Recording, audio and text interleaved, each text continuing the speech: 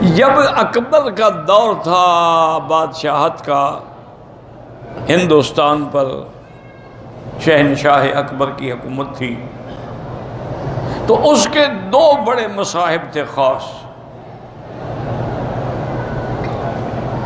ایک کا نام فیضی تھا، یہ دونوں بھائی تھے، اور دونوں میں سے ایک شیعہ تھا اور ایک مائل تھا شیعہ کی طرف، لیکن شیعہ نہیں تھا۔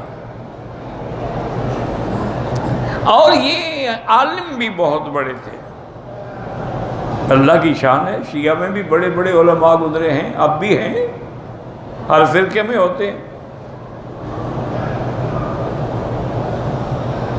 تو اس نے تو ایک باقاعدہ قرآن کی تفسیر لکھی تھی فیضی نے، الہام الرحمن کے نام سے، وہ آج بھی ملتی ہے تفسیر۔ اس نے پوری قرآن کی تفسیر بغیر نقطے والے حرف سے لکھی تھی، یعنی وہ حرف لایا جس میں نقطہ نہ ہو، جیسے الف پہ نقطہ نہیں ہے، ہا پہ نقطہ نہیں ہے، دال پہ نقطہ نہیں ہے، را پہ نقطہ نہیں ہے، صاد پہ نقطہ، تو وہ حرف اس نے کی نہیں۔ کمال تو یہ ہے نا کہ قرآن پورے کی تفسیر لکھے اور نقطے والا حرف بھی نہ آنے دے۔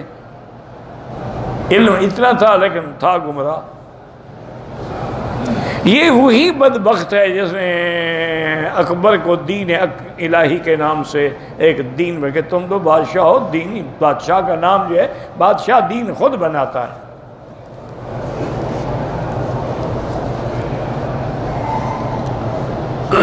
اسی طرح ملا دو پیادہ بھی بادشاہ کا مصاحب تھا، ساتھی تھا، ان کے پاس آتا تھا، وہ بھی ایسی باتیں کرتا تھا جیسے بادشاہ ہنس پڑیں، خوش ہو جائیں۔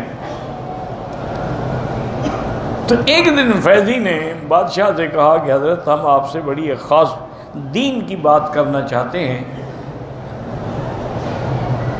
لیکن مشکل یہ ہے کہ جب بھی مجلس ہوتی ہے، جب بھی آپ کے ساتھ ہم بیٹھتے ہیں تو وہ ملا دو پیادہ بھی آ جاتا ہے، اور وہ کوئی نہ کوئی ادھر ادھر کی مارتا رہتا ہے، جاہل آدمی ہے۔ آپ مہربانی کریں، ہمیں ٹائم دیں، لیکن شرط یہ ہے کہ وہ نہ آئے۔ بادشاہ نے کہا بھی دیکھو ایسی بات نہ کرو، وہ بھی ساتھی ہے نا، دوست ہے نا، جیسے تم دوست ہو، جب تمہارے ساتھ میرا کوئی پردہ نہیں، ان کے ساتھ بھی نہیں، بس اس کو میں یہ پابند کر دوں گا کہ بات کوئی نہیں کرے گا۔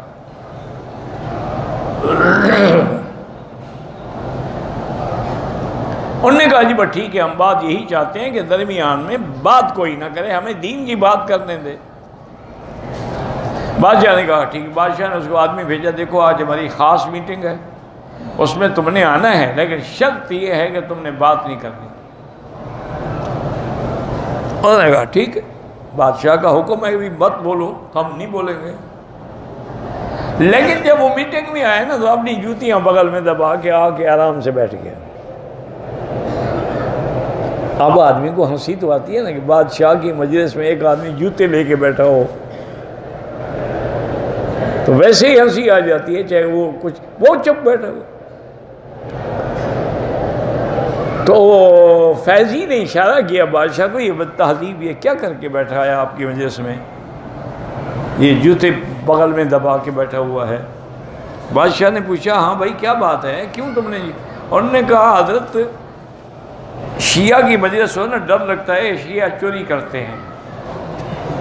حضور کے زمانے میں بھی شیعہ تھے، وہ جوتیاں چوری کرتے تھے۔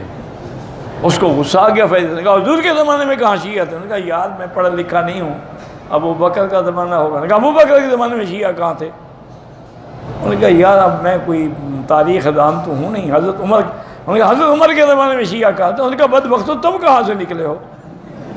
نہ نبی کے زمانے میں تھے، نہ ابو بکر کے، نہ عمر کے، اب کہاں سے نکل کے آ گئے ہو؟ بادشاہ گمراہ کریں۔ وہ جناب ایسے لاجواب ہوئے کہ ایک مزاحیہ آدمی نے اس کا منہ بند کر کے رکھ دیا، ان کا سارا علم ختم ہو گیا، جواب ہی نہیں دے سکے۔